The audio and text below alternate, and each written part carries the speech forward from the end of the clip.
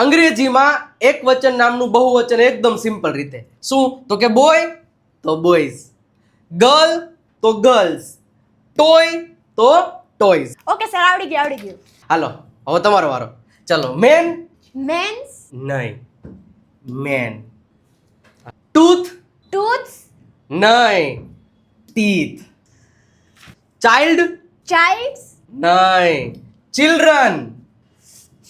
ત્યારબાદ ડિયર ડિયર્સ, નહીં, ડિયર. ત્યારબાદ પર્સન પર્સન્સ, નહીં, પર્સન નું પીપલ થશે.